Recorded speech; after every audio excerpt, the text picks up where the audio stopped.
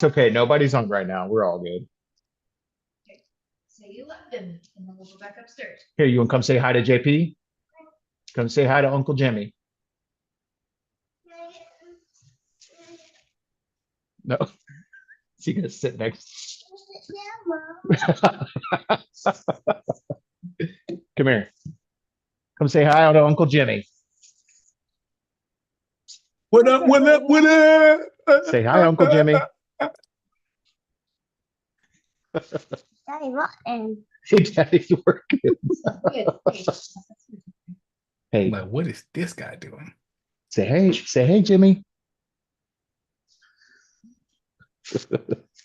You're not being very nice. All right. Yep. Work is boring. Let's go back upstairs, okay? Daddy's work is boring. Baker, say hello to the 9 people that's on right now. Can you say hi? Daddy's working too. Yeah, Daddy's working on the computer. I'm gonna got my tail in the bed. Hey, can Daddy? I know where your computer is. Do you want to get it out? Yeah, can Daddy work? Your computer is in Dad's drawer. So get it out. Yeah. No, you have to come with me upstairs. We're gonna go upstairs on the bed.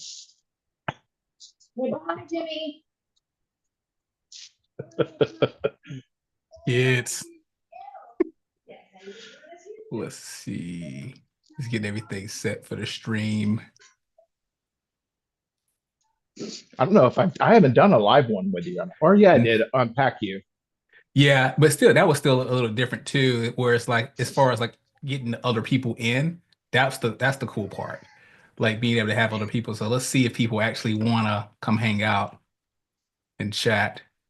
You'll post it too. I mean, if they want to do it live too or afterwards. So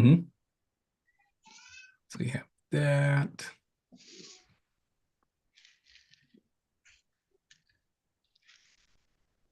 Now we should be in there.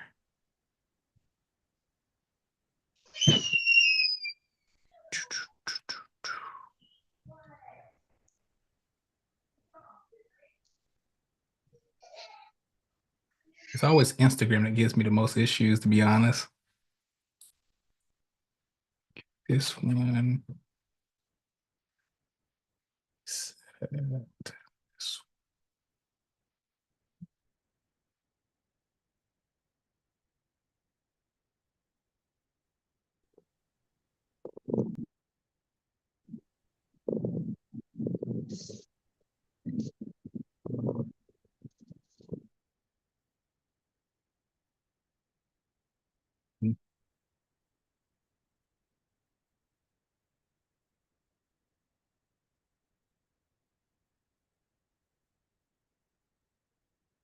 See if it wants me to be great or not.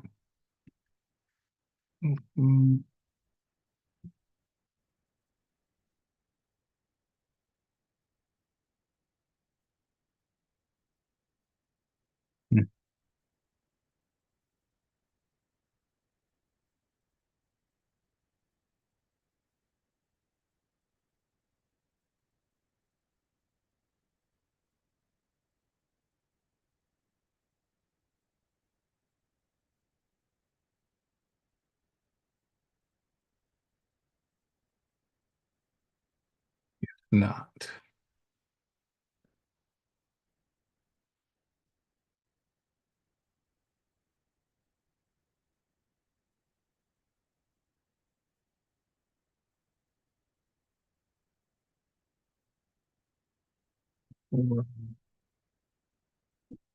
What's up, Liv?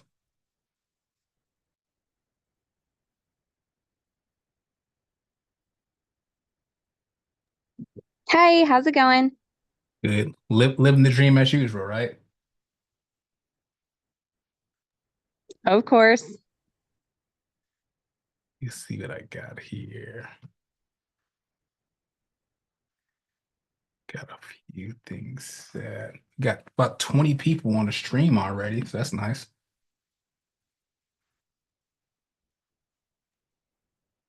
Are you gonna manage that chat? Because I have no. Yeah, it's a lot. Yeah, I was on just the- on the- saying on the I can't dual. see any of that. So, well, that's good. 20 people.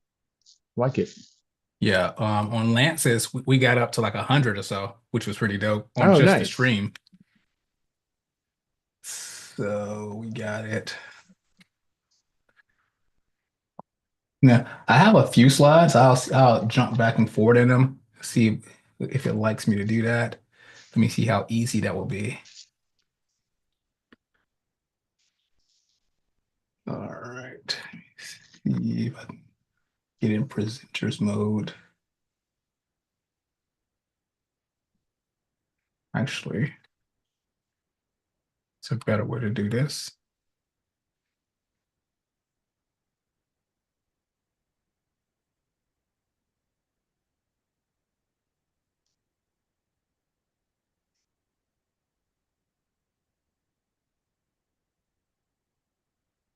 Should have made it a PowerPoint.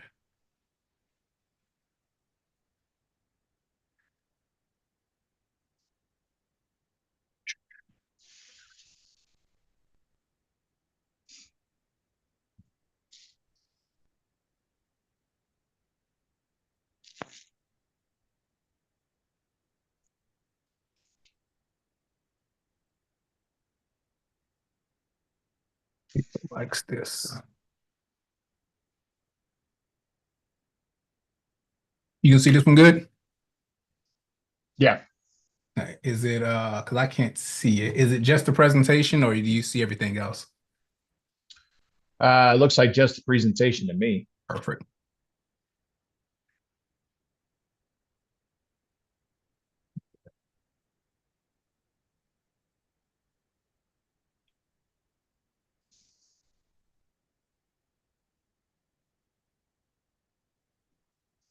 There, there.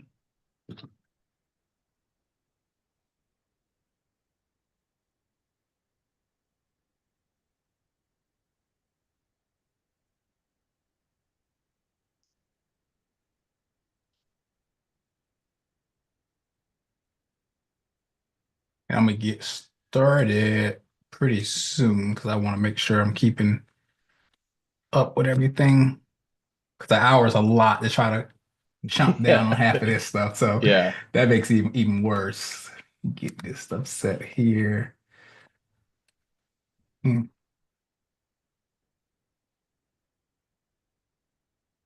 Got like 4 screens up right now. I got the agenda right here. Got some notes over here. Got the presentation.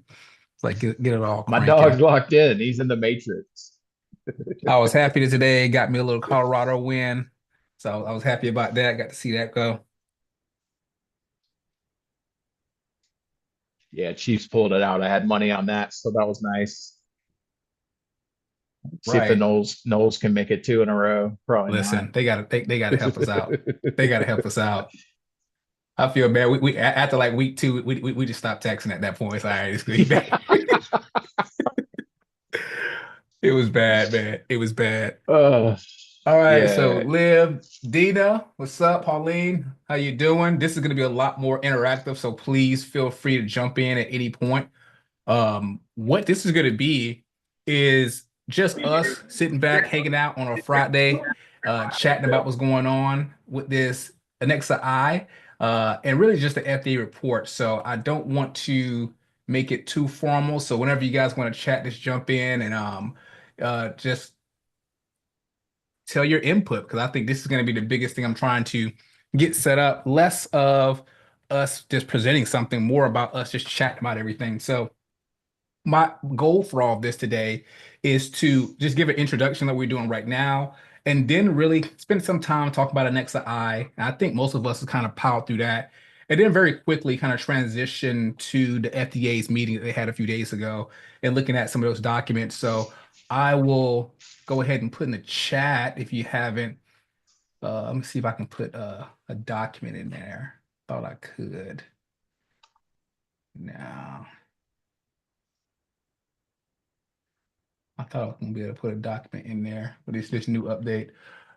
But I'll send an email out after with all like the slides that I have to kind of power through and really just jumping in. So I really want to kind of build up to this with all of the information that's been talked about. And I think if you're a pharmacist, no matter where you work, this has kind of impacted you on some level. I remember I went to present at our emergency medicine medical conference, and it was like, yeah, Index is on formulary. So I was like, what? When did this happen? Why wasn't I talked about? But it actually wasn't. They just had some conversations. They thought that it already had passed. But I remember thinking to myself, like, I wasn't sure about this, especially when the next I came out, because me, just like everyone else, probably got a phone call, a text message, an email as soon as it drops, really right before it drops, saying this is going to be the biggest thing ever, and this is going to change how you feel. And I've always kind of been on the side of, you show me great results and I'll be what I'm gonna be. BG on the other hand, he's like, nah, fam, we've been PCC from day one, and I really want to just kind of see how both sides are gonna be. But yeah, what else you gotta say, BG? I don't want to be talking a whole bunch, but I really want to kind of open it up. No. I mean, you got a good intro. I think everybody is pretty familiar and maybe actually kind of sick of talking about it at this point. There's been so many like debates and pro cons back and forth, and I totally get it. And as somebody that's had a decent little bit of coverage over this and been asked to speak on it quite a bit, I'm excited about it. But at the same time, I agree. It's one of those that was touted as something as the ultimate sort of game changer, and something that was going to really affect all of our patients. And it came out with the hefty price tag, and it started off sort of controversial just because of that, but has since been really, I would say, more controversial just given the safety profile and all of that it's going on. And so, yeah, no, I'm happy to talk about this tonight. I have been PCC since the jump, but it's one of those that we still probably don't know the right answer on a lot of this stuff, and so I should just caveat with that and say that we probably ultimately don't know the right answer on this. I will also be remiss if I didn't go through this at the very beginning and say I have recently acquired a newly shiny conflict of interest. I am now in the Speakers Bureau with Octa Pharma.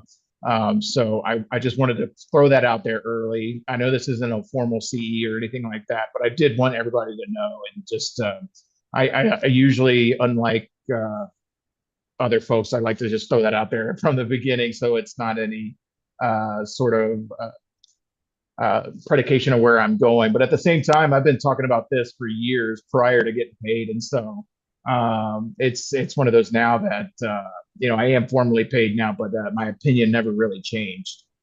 So if anything, the company that's paying me kind of think like, man, he was already doing all that for free. Are we sure we want to keep paying him? So,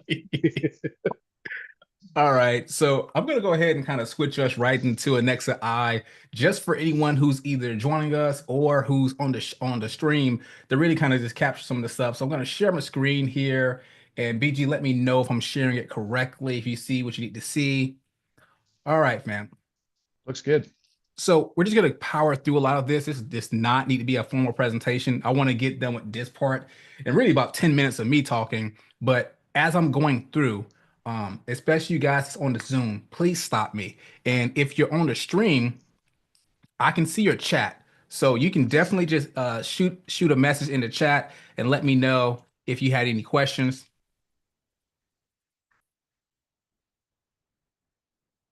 Any questions? All right. So let's just power through this bad boy. So I'm just here, check my stuff again. Bam, we're at it. All right. So background, we know quite a bit of this, but I want to make sure that, especially for students, everyone that's on, major bleeding is going to occur in about 3% of all these patients that's going to be on DOACs annually. And the severity of it with ICH being associated with high morbidity and mortality, that's the reason we're talking about it. And the challenge is that, again, we really have limited options when it comes to anticoagulation reversal in these emergent settings. And from the jump, it's really kind of this unmet need in a sense of, what do we do for these patients and what's the best? And I think the more we go through all of this, it's understanding we have options, but what is going to be the best? So from the Andexa product understanding, It's going to bind to the factor today's and kind of serve as a decoy to sequester the agent from the plasma. But the cool part, and I think something that's not talked about enough at all, and this is maybe just the nerdy part, and this is something that I've picked up over other people's presentation, is the fact that it binds and activates the tissue factor pathway inhibitor, and it has like a 96-hour kind of duration of that. And when we start talking about some of the results, it's like, that makes it intriguing because of what ends up happening in these thrombosis. And the doses has been for the low dose 400 bolus and then 4 milligrams per minute infusion over 2 hours. And then the high dose is the 800 followed by 8 milligrams per minute infusion over 120 minutes. So those are and we'll get to whether that dosing is the problem.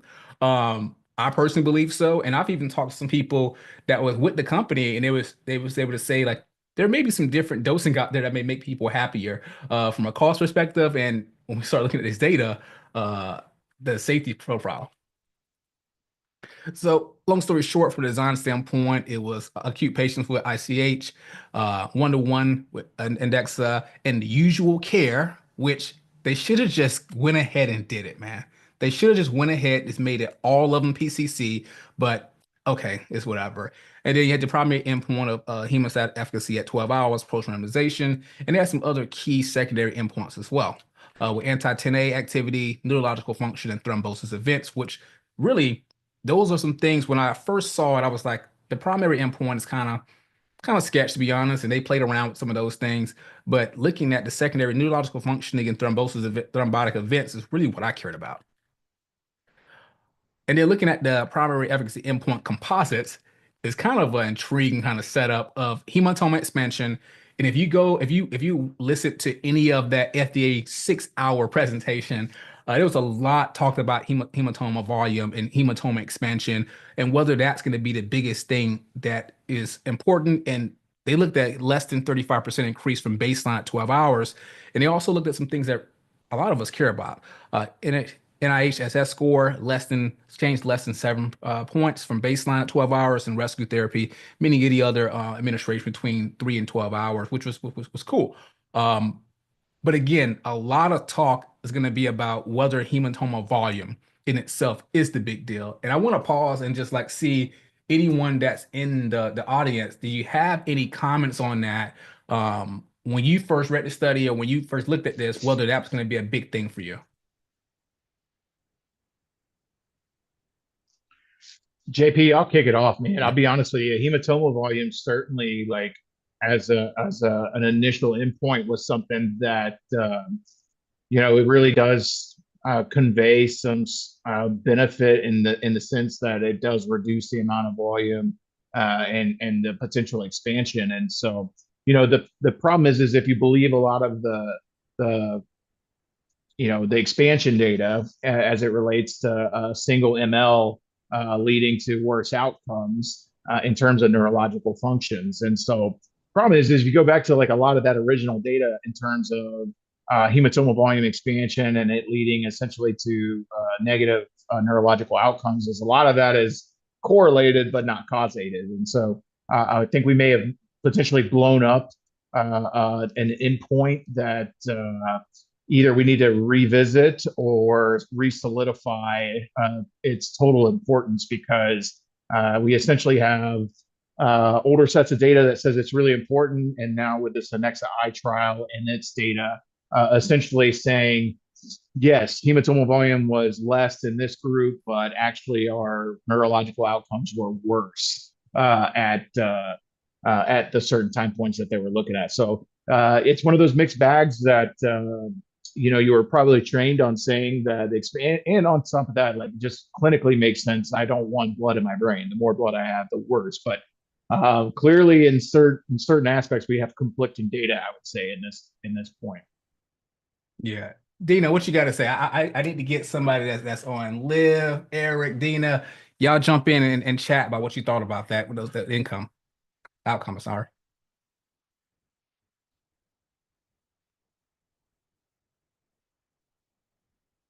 My goal is to get someone other than me and Brian to be running our mouth. I think people are tired of listening to us talk.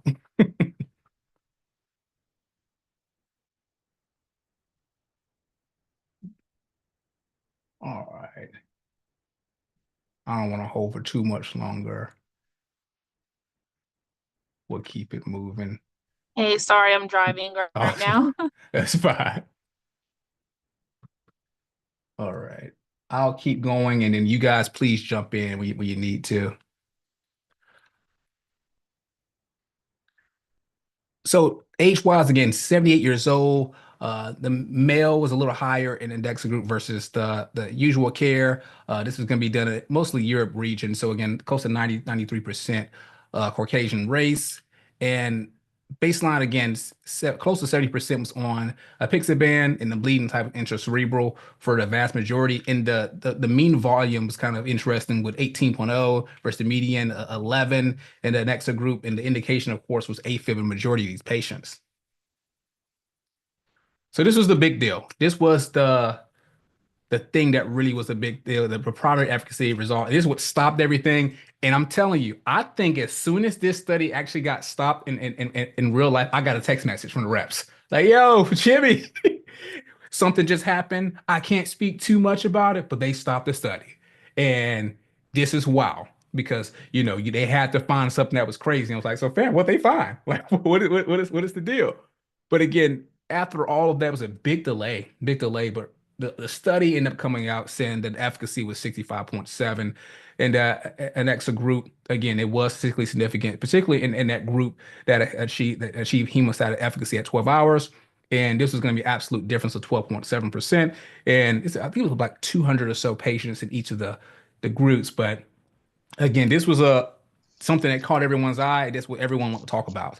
But then we start breaking some of this stuff down. And the cool part, you'll start looking and seeing that the volume, the hematoma volume expansion was the big thing that had 74% in X versus 60. There was no major difference really across the board in some of the other things. But I thought this was going to be intriguing as far as an NIH score and efficacy. Yeah, fam, they ended up having the entire press release and everybody was talking about it for a good solid 2 weeks. And but then we had the press release, I think it was like in May.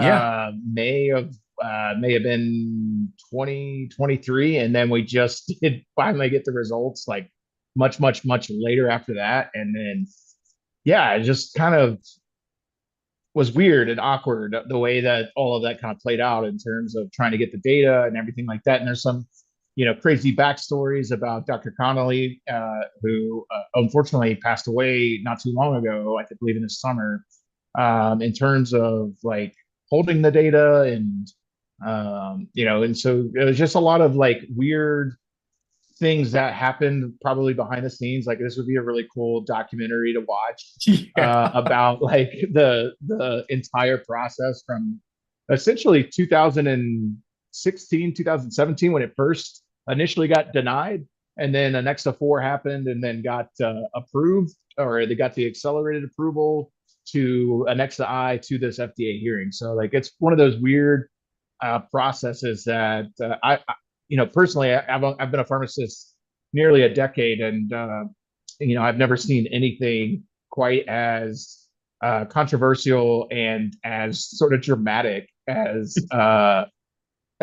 somebody that loves a little bit of theatrics. Like this drug was fucking awesome, and for that, in terms of being able to just like have like pitted sides, so it's like kind of a weird dynamic. And they had other outside trials that like were not as successful, and then you had all this like real world population data popping up in the meantime, and all these meta-analysis. One meta-analysis said this, one meta-analysis said that, and so everybody's just like, what the hell do I do? So yeah, you gotta throw that press clip that they had in the dramatic pause we had before we got the data. They were really driving was us to try to wow.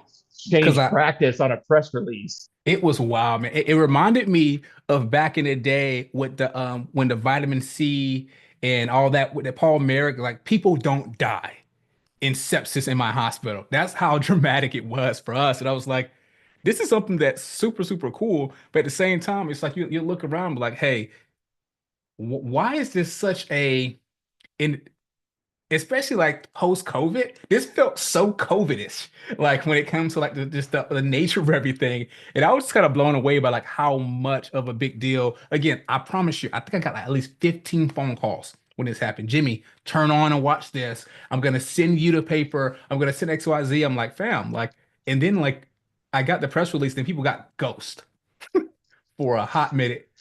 And then the trial came out because when we was doing Empower, like everyone was there and talking about it, it's like it's supposed to be released anytime now. Supposed to be impressed anytime now. And it was just really one of those weird things. But we started looking at this study and we say, okay. I'll put up the table again just for people to have a peek at it. Let me get back over here. I guess I'll just put it on this side. 'Cause people really was going crazy, and I like to pull it straight from the actual paper. All right, can you see my jazz here? Yeah. Yeah. So going through looking at all of this, I was like, okay, well, the 67 versus 53, the hematoma volume was kind of similar. But again, looking at all these absolute points, I was like, wow, this is going to be insane. And then when you take a step out and go back to some of the safety and thrombotic events, that's what kind of had me on a different level. Let me see if they have it down here. This part was kind of wild to me because we start going through over and over, and this is something that we was able to see. But when I actually went and looked at the briefing for the FDA report, it was a little different there as well, being a little higher. So I was kind of thrown back by the 10 versus 5 here, and then seeing a little higher in the FDA report. So what you got to say about that? Yeah, I mean, they clearly had their hands on data that was not available or not released with this publication. And so you wonder if they just had all of the raw data that somehow they excluded some of those patients that were ultimately included with the FDA report. And you go back to this, and if you really actually go back to the first Anexa trial, right there, I mean, the Anexa 4 trial actually was showing, hey, these patients were having more thrombotic events in randomized controlled trials. And, you had everybody out there saying, well, no, they just weren't on VTE prophylaxis. You put them on VTE prophylaxis and they'll be fine. And you had essentially real world data that was not as robust in terms of the amount of thrombotic events. I think the biggest and most startling thing here was not just that they were thrombotic events, it's that they were arterial events. Yep. I mean, we're not talking VTE in terms of like, I'll put them on heparin, sub-Q and they'll be fine. This was like major arterial cardiac events, cardio stroke events that were leading to deaths eventually, yep. Which is what was not really shown in this data, which was released with the FDA report, essentially saying, hey, these patients not only had a stroke or a heart attack, but they had a stroke and heart attack and died afterwards. So, yeah. And is maybe probably why there was such poor modified Rankin scores, at that 90 days. Now, we can get into whether or not 90 days for an ICH patient having that is suspect, or if that is like essentially fair. You can argue that in terms of Andexanet as well, but this is shocking data. And so I remember one of my colleagues asked me, if Andexanet had come out at $10,000, we wouldn't be having this conversation. I'm like, the fuck we wouldn't. Like, if people, I mean, if they ended up having strokes and heart attacks and things like that, I mean, absolutely, you'd be an idiot if you weren't rethinking your position on this, because this isn't something you could just prophylax away. I mean, and the other thing too is it's like the type of arterial bleeds and things that you're having in a sense are not things that like your just generic community hospital and really super non-specialized places are going to be able to sort of prevent. So yeah, JP's got it highlighted there. Look at those. I mean, 4.6% versus essentially 1%. So super, and then the stroke is essentially the same too. A really large amount of, and so I just remember listening to the FDA report and the AstraZeneca folks essentially saying like, well, oh no, we have the means to go and revascularize if they have a stroke or if they have a heart attack. And I'm like, bro, they just had an ICH. You're going to go in there, bro, you're going to go in there with heparin. You're going to go in there with like, hell no, you're not doing that. There's not a neurosurgeon. There's not an interventionist in their right mind that's going to do that. Not to mention that you just gave them Andexanet, which has heparin resistance in it. So anyway, it was insane to me. So the other thought about this too was like the time frame. I'm just skipping all around. I'll let you cook, Jimmy. It's fine, I'm man. getting fired up. As we go through, I start looking at all this stuff, and I'm like, okay, we kind of mentioned a lot of these effects. When we start getting down to the nitty gritty of it, it's like, okay, they're about to do like 14% versus 6.9, 2.5 times the risk right there. That's crazy, right? And then you start getting into all these different components, and it's like, fam, you start cardiac events, ischemic events, PEs, DVTs, like all this stuff was kind of intriguing to me looking at it, because like the arterial ones was the big thing, is the heart attacks and the strokes, not necessarily the VTE part. So I'm like, okay, well, that's kind of the purpose of what we're trying to prevent here in the first place. And then you start looking at the timing. I think you mentioned, again, the timing was about 3 days. And I remember a lot of people talking about, well, just go ahead and prophylax them that early. And it's like, that sound cool on paper. And I remember time and time again being on round trying to get people to start VTE prophylaxis. Like, what does neurosurge say? No, sir. Well, the other thing is still like, so, okay, they're on Andexanet. It was like, what, 2/3 of the patient had good hemostatic efficacy. Mhm. Well, there's a third of them that didn't, right? So like, Yeah. you're not gonna be able to explain to anybody why you started VTE prophylaxis in a third of your patients that got a neck Andexanet that had a bleed expand. So like that it just didn't make sense at all. Like the rationale that we can just prophylax away from this absolutely was. I mean, I'm sure that they do, and they're great clinicians and physicians, and probably leading the way. But like that is not something that is routinely done at many institutions. Now, whether or not it should be, sure, you have a stable head bleed, it's likely safe. But again, it goes back into you're talking VTE prophylaxis, but these patients are experiencing arterial events, which is not going to be prophylaxing it. So, and they're immobile, right? They're likely not ambulating after an ICH like that. So it just, the rationale and sort of the way that they disregarded the events was a little in bad taste. Yeah, I didn't necessarily. I thought about it. I was like, oh, it's fine. We'll just be able to move forward and go from there. And I'm like, fam, this is not okay. Like, we just can't just go. We have a way to treat heart attacks. Like, fam, people are still having heart attacks. Like, that's wild to me that we just. You can't say fam 3 times on a professional thing. So I think that's wild. Go repeat that. We can hear you.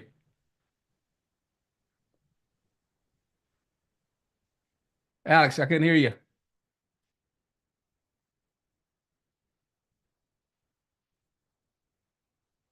All right, well, I will keep it going. And this is kind of the data they put out there about the anticoagulation resumption component. So seeing a with versus without was also pretty profound as well. So I thought that was pretty cool. They kind of, that second report was able to kind of break down some of these questions we had once the original study came out. If you go back to that modified Rankin score, the thing that I found interesting on that too was that the patients that got Andexanet tended to have worse modified Rankin scores at 90 days as well, which was an interesting finding that was included in the FDA report, but then not included in the Nexa trial, which I thought was interesting as well. So you had essentially responders that did worse at 90 days. Now, again, that's something that is like you could absolutely argue the validity of having a 90-day modified Rankin as an outcome in an ICH trial. Certainly, most trials are going to be more prolonged. And so that was an interesting fact, and something that I found somewhat concerning as well is like what was happening there. A lot of signaling data that was, somewhat, sort of interesting to find and try to elucidate. And it's difficult without having the raw data to be able to try to find those things. And, it's really not we would love AstraZeneca to do that, but it's also not in their fiduciary responsibility to do that. So I totally get them not wanting to release any of that or to really dive into that. But at the same time, that's sort of the answers that we want. And I think a lot of these thrombotic events and in terms of arterial processes that occur really goes back into that mechanism that you displayed essentially with the tissue factor pathway inhibitor. I think that is such a potent, the tissue pathway inhibitor is such a potent anticoagulant that once you knock that out, it's done. So certainly is reasonable explanation. I think it goes beyond just removal of the drug and having thrombin generation. I think you're actually removing so much and having such a long, prolonged half-life with the TFPI, being knocked out. So I wanted to throw that in before you moved on. Perfect. Team, guys, that's on the Zoom. Want to kind of make sure I pause again for you guys to kind of weigh in again. I really want this to be something that we can all kind of chat about. And as you guys look at the data, what was kind of your thoughts?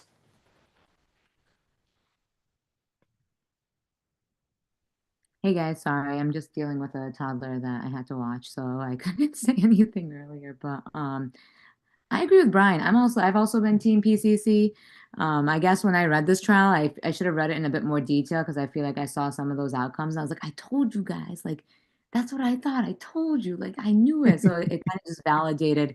I should have been a little more thorough about it. I was like, I told you, that's it, mic drop. Like this was so a few years ago, but I agree with a lot of what you guys are saying, and the criticism that you guys are looking at too, especially with the thrombotic events and the modified ranking scores.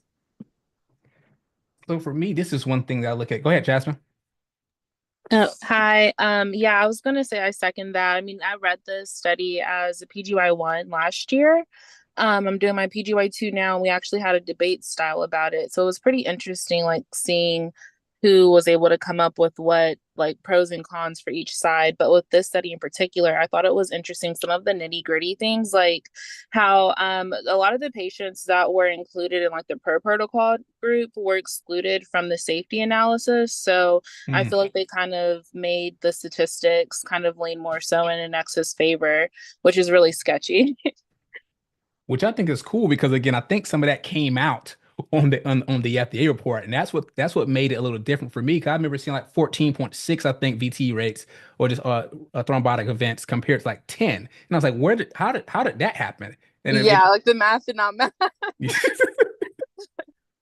But I thought it was intriguing, and for me, I want to go ahead and jump more into the meetings. So I'm gonna close out on the next eye.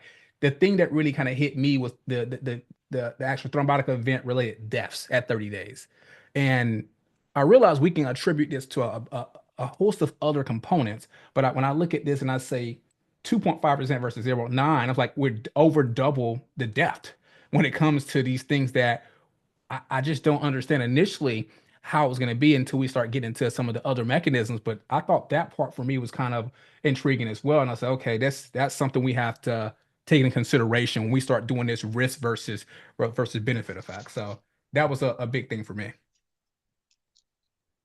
Yeah, and I'd also say too, which forgive me if it was already mentioned, but looking at like the types of bleeds that types of thrombotic events that patients were having, like it was different between each group. So I thought that was an interesting finding as well, and something to definitely take into consideration when we have our patients that we're assessing, to be potential candidates for either agent. Export this one here.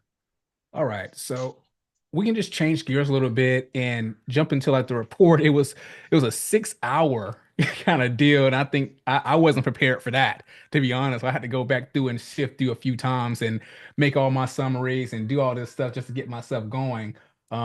It was wow, just the components. So I want to kind of highlight here kind of the overview for people who wasn't able to kind of be part of that day of information. Let me have it pulled out here. So you had this kind of setup of the overview. You had this like opening session. You had the FDA kind of introduce their things. You had the applicant presentations and the FDA presentation. There was like 30 people there. I was kind of blown away by the number of people and I would say the different backgrounds of people presenting different parts of the data.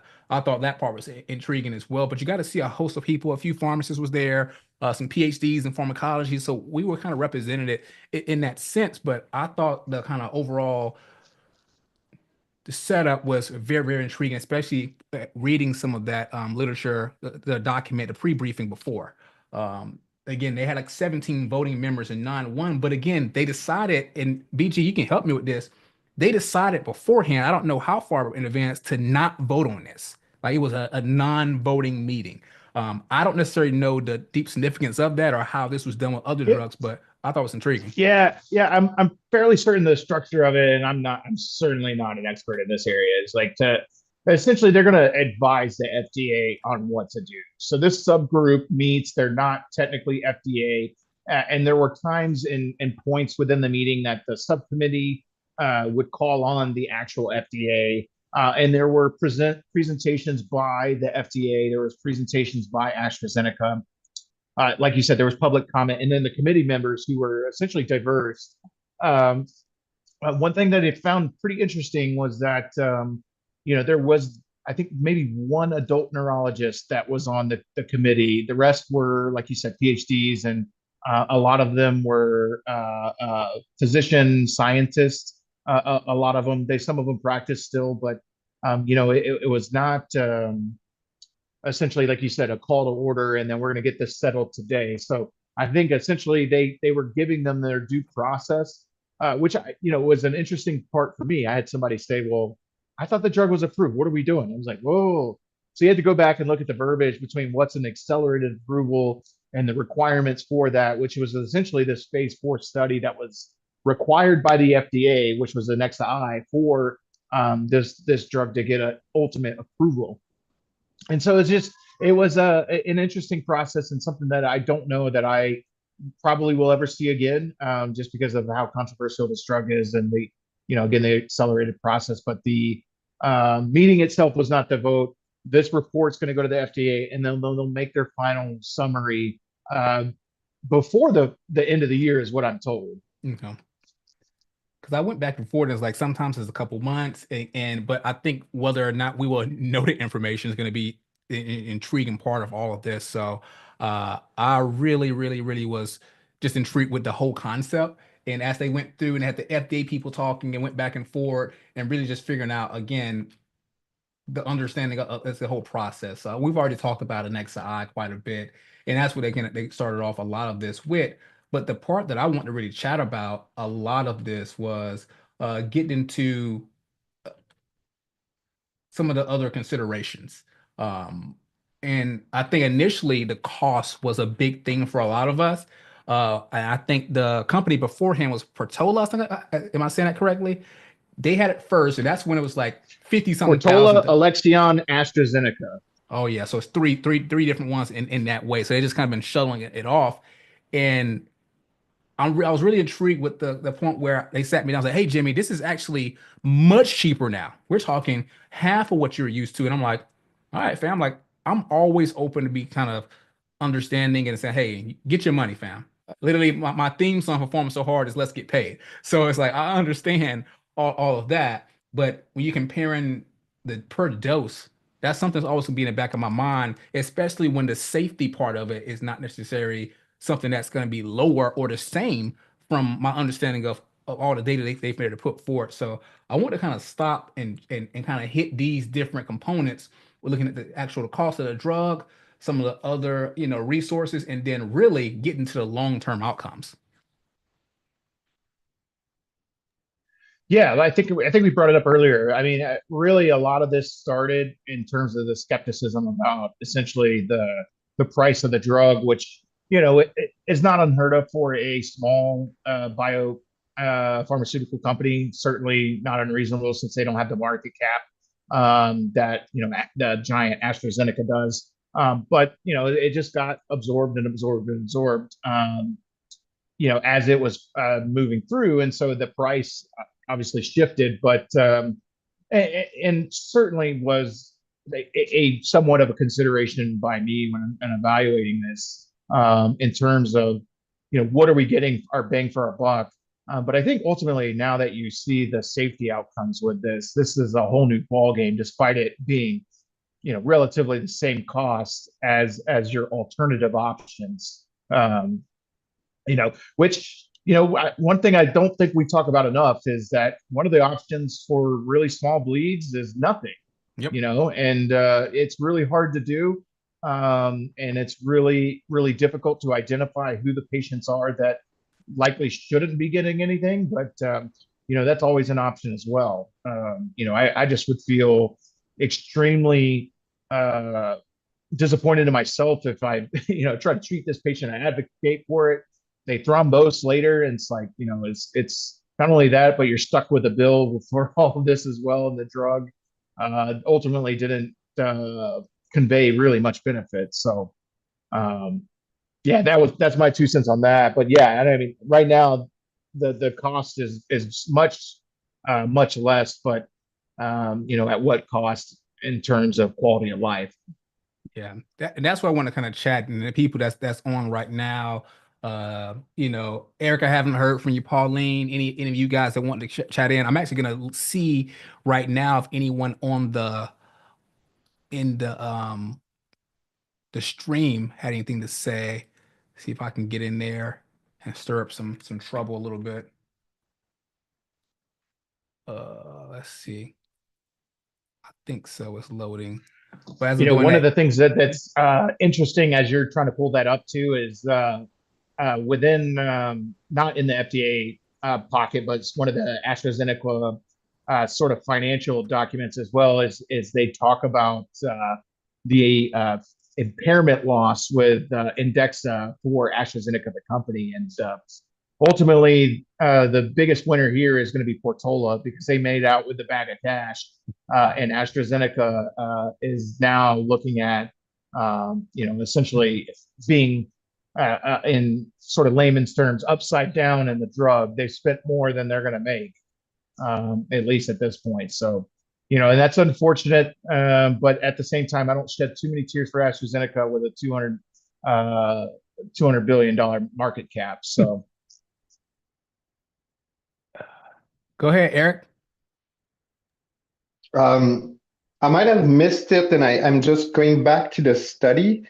Do you think that if they wouldn't have stopped the study early, it would have changed anything, let's say, in either the efficacy or the safety issue from the study?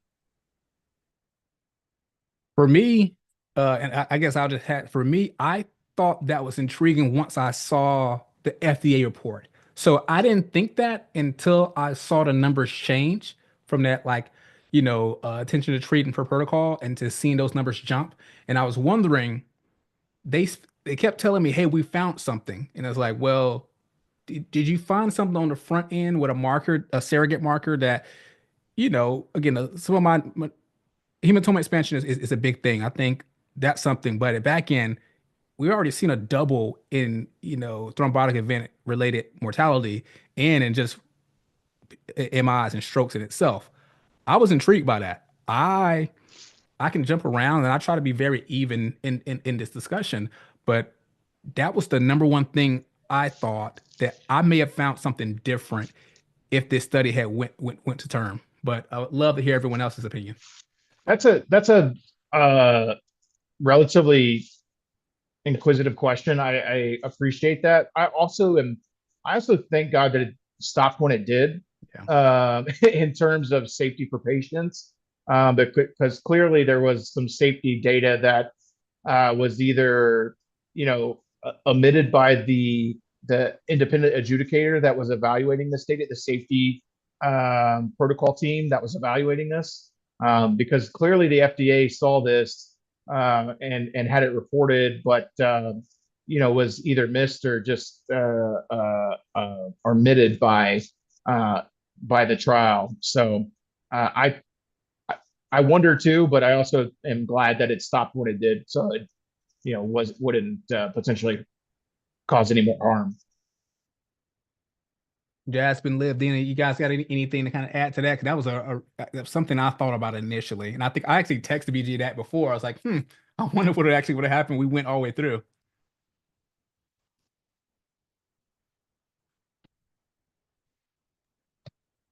Yeah, And I think everyone is kind of saying it right now, but really looking at the patient-centered aspects of this trial. And, we can talk about hematoma expansion and things like that, but what really matters from the patient viewpoint of things, I think is something really to take into consideration, which is really, including what we're talking about now. So yeah, I'm in agreement with all of it. Yeah. To that point, though, I will say this as like a counterpoint. As somebody, that does have a conflict with PCCs, I do wonder if we sort of, in terms of the efficacy portion of it, I do wonder if we did move the goalpost a little bit too much on it, Andexanet. Okay. Thinking about other reversal agents for drug-specific anticoagulation. I think about PCCs and vitamin K in terms of INR and reversal. And there's nothing that says that reversing warfarin with a INR that's elevated is going to convey hemostatic efficacy for an ICH patient in that realm. And the same thing with dabigatran and Praxvon. So I wonder a little bit if we did move it, and I'm wondering if that had to do with really the cost up front of the drug. Yeah. So to play devil's advocate in the sense of, I'm not sure that was fair to AstraZeneca for them to potentially prove that. And, I think it was brought up a little bit by at the FDA meeting as well, was, the drug is designed to reverse the effects of, factor 10A inhibitors, and it does that effectively. We clearly see that. The drug does what it's supposed to, but how do you omit these other findings around it? And I don't think you can. I just also know it's probably not as fair, like if you were to do the same thing, the same type of scrutiny with the other agents that we have around, if we wouldn't potentially find other, I would say, either less robust efficacy data or slightly more concerning safety data. So just my 2 cents on that. Yeah, because Praxvon probably is sweating right now. Okay, if Praxvon had to go through this all over again, I don't know, man. They're lucky it's not used as much. Yeah, I mean, there was no comparator really back then. I mean, maybe Mark McDowell would say FIBA because he's a FIBA stan, yeah. But I mean, it's just a difficult one. It's a difficult study to replicate, but yeah, I think we moved the goalpost a little bit from that aspect. Because to me, when I look at this, the biggest thing that I wanted was initially just show me that it's safe. Initially show me that it's safe and it did the thing that it's supposed to do with the binding and being a decoy. But now I'm like, the deeper we get into this, it's like, what are we doing? And should we have looked at, in some of these lesser bleeds, because these wasn't a super sick population to begin with. Should we have looked at not doing anything? There's stuff out there from an observational standpoint. I'd be really intrigued to see people who take these GCSs of 14, 15s, Mima who failed, I was on thinners, that is completely fine initially, and seeing, because it's so you don't know how it's going to go in those patients. So I wonder, it's like, okay, what is going to happen if we did nothing compared to that? And there's some observational stuff in BG. I think you actually looked at some stuff looking at whether, in some of these patients that are not as sick, doing nothing. And that's something I think I called BG twice this week. I had 2 head bleeds that the lady was like, "Oh, can I go to the restroom before you give me Kcentra?" I was gonna go walk to the restroom. I had a super small bleed, but because the CT said that there is any amount of blood in the head, we got to reverse. And that's always a question that I have, looking at all this. Yeah, ultimately too. I mean, a good friend and colleague, Caitlin Brown, and I have this discussion all the time. She's she was a pretty pro advocate for Andexa and did a lot of great work and research there. But we have this conversation all the time. Are we actually doing anything by doing this? And I think you have some compelling data here with essentially stopping hematoma volume and leading to worse outcomes. Now, the worst outcomes occur because of microangioptic arterial thromboses or major strokes, heart attacks, all those. Who's to say? But at the same time, you think about that data and you wonder, is this all for naught? Is this a modifiable risk factor or is it not? So I don't know if we've completely answered that at this. Dean, I know you had unmuted yourself. Oh yeah, no, I was just gonna chime in because at least in my warehouse right now, I think another hesitation that a lot like it takes one case where a patient has a small stable bleed and one experience and all of a sudden it's no longer stable and we didn't do anything and it backfires and then all the surgeons and the attendings and everyone's getting worked up about it. So I think another thing for us to consider at least too is, as you all mentioned, like what's the safest thing to do for these patients, especially if they are really eager to treat them up front and it is just a stable head bleed and they are able to walk to the bathroom or even have a conversation and they're protecting their airway fine. So at least from my experience, if it just takes one bad case. So I think that's another perspective just to look at to see, as Jimmy mentioned, what's the safest thing to do for patients when they come in presenting like that as well. That absolutely, that is the gap in the literature right now. Somebody needs to do this regression analysis that like essentially plots out all of your risk factors for hematoma expansion.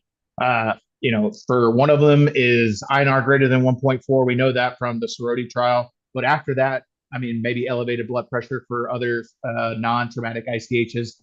But there are other risk factors that aren't fully elucidated when it comes to the anticoagulated head bleed. Absolutely, good point, Deanna. Yeah, it's tough, and I think we deal with it every day, and especially those that are really getting to it. It's like, man, I get probably five to six head bleeds a week, and the ones that are the slam dunks are the ones that we really don't have a lot of data on. Like we don't have a ton of data on these super sick people, and I understand, but it's such a challenging aspect when you look at this. And for me, the whole concept of one that's better than the other is a very hard thing. And when you start looking at some of this data and whether, the FDA should go ahead and say, hey, everyone should get it in reverse. You should reverse any type of bleed with Indexa.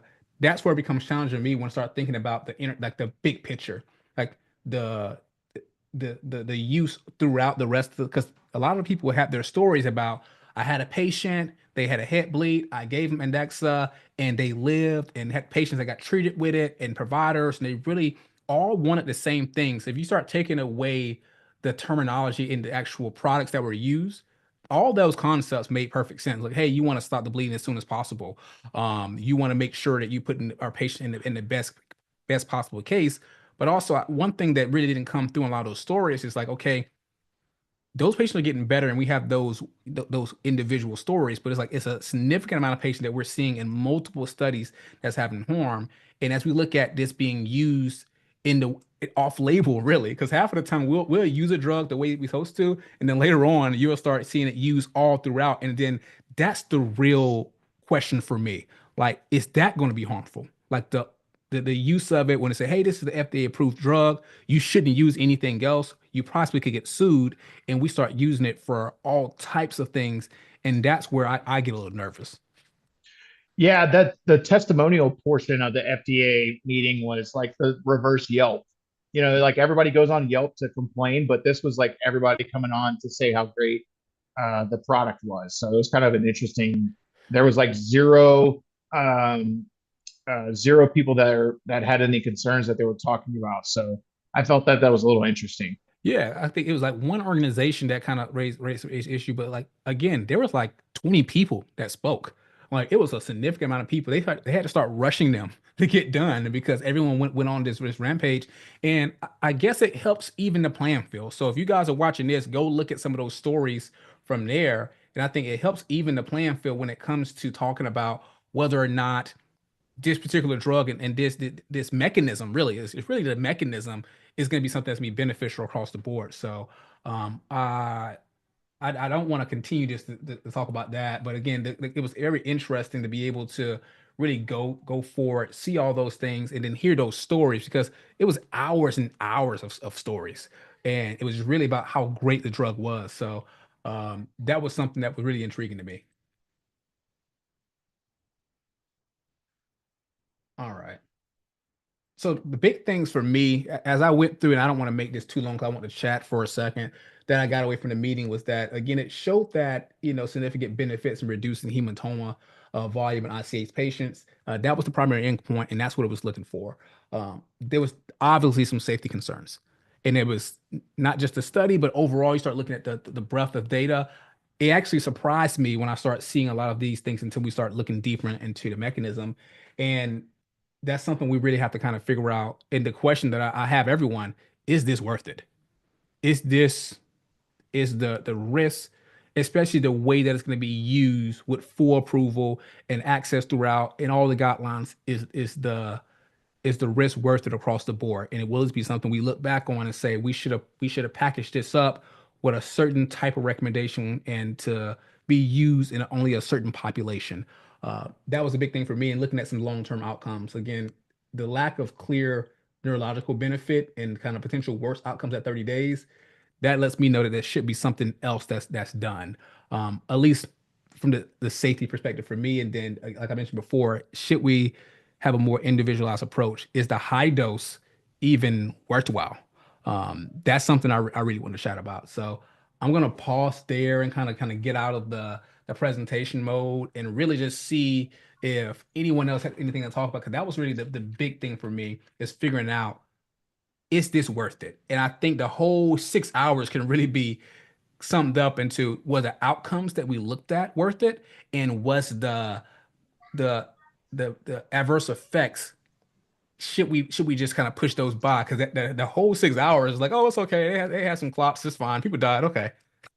So that's what I really want to chat about. And anyone that's on the stream, definitely just put in a chat. I haven't really got much back from you guys. You can DM us, you can do whatever. But I want to make sure I kind of pause some time to let people kind of chat about just their overall thoughts on all of this. 100% the high dose should go away. Like that should be clearly, like they had evidence that one, it was a driver of thrombotic events, so it should go away absolutely, like bar none. The question becomes, can you salvage the product? And unfortunately, I think they're in a position, AstraZeneca is, that they're no longer going to put money into it. Like I said, they have impairment loss, which essentially means they're upside down in the drug.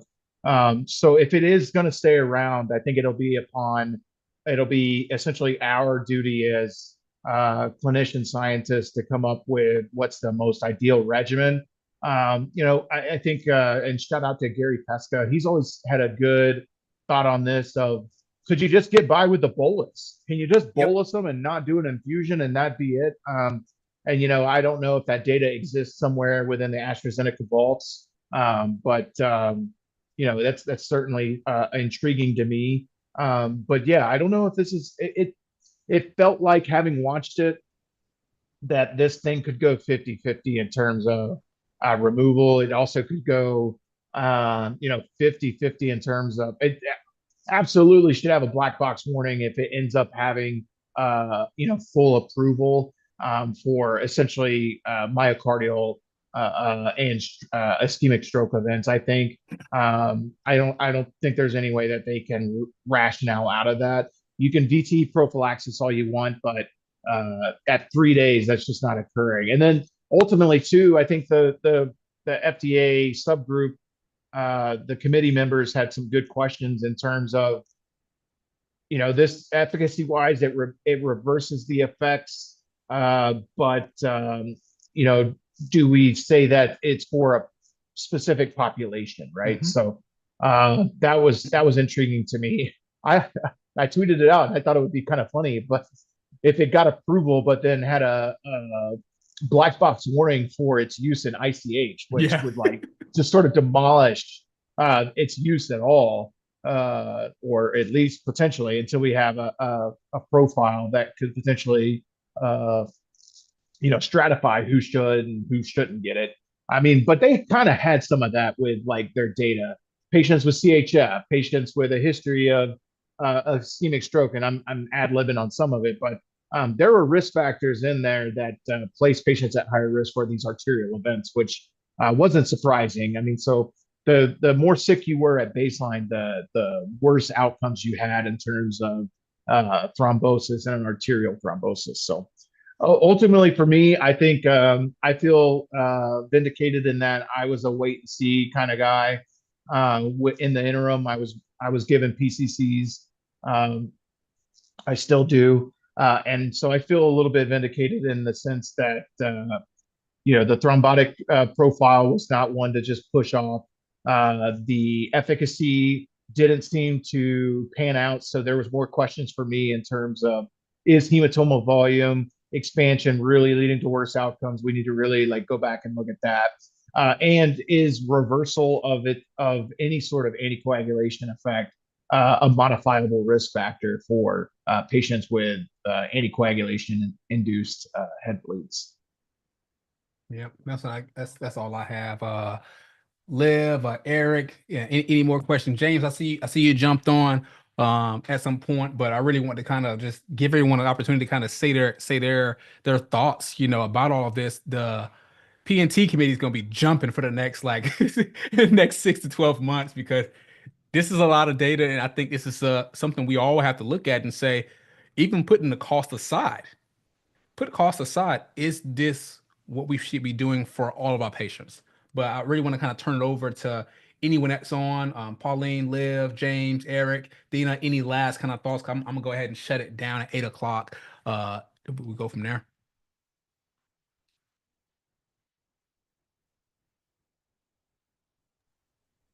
You brought a great point up, and I never really I guess I thought about it, but about the dosing and the administration and ease of it. So that's a great point. Maybe they even just need a lower bolus dose, and they need to look something into that in general. But ease of administration, data, outcomes. I think if anything, I'm the type of person that practices where if it's expensive and it's warranted and it's going to be beneficial for a patient, I'm all for it. But if it may not be, and there's poor outcomes and that just happens to be expensive, that just even further proves my argument in a sense. So that's kind of my 2 cents. So I guess to be determined, and we'll see in the future what's to come of this. But great talk, guys.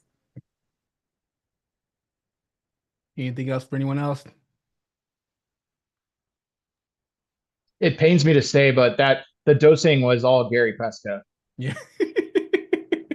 GP's my buddy, but listen, the funny thing about this is we go back to all of Pharm So Hard. The first 2 episodes of Pharm So Hard was going to be BG and Gary Pesca talking about this, and this is gonna, when we release this is episode 119.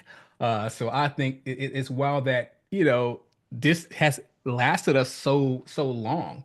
And to be able to chat about. And I would be remiss if I didn't invite you guys to the 4th annual Empower RX conference. We're going to be hosting this in Vegas this year. Super cool. 2 days. We're going to space some things out. We're going to be doing a lot more of our meetings in a more of a flipped classroom style. So we're going to get straight to the data, talk about all those things a little bit more and less about some of the background. And it's going to be really cool. We're going to be basing everything out of the Rio Casino and Hotel. So if you're interested in EM pharmacotherapy, please come check us out. We're at the 4th year. It's been super cool to be able to see everyone, the hundreds of people that came from all over. Shout out to Gary from coming from Australia last year to come hang out with us in Charlotte. It was a very good time, and we look forward to doing it again. We have some virtual stuff, but why don't you go on a business trip to Las Vegas to have a good time? So you can catch this out here at empowerrx/conference.com and go check that out. We're going to be releasing some of our scheduling out pretty soon. We're going to have some stuff for residents. Always going to have a multidisciplinary staff. So MDs, DOs, PAs, MPs, everyone's going to be involved. So I thank you guys. And if you don't have anything else, I'm going to go ahead and shut down the podcast the way I do every single time, guys. You don't have to be a pharmacist and work in the ED, but everything you do, make sure you Pharm So Hard. See ya.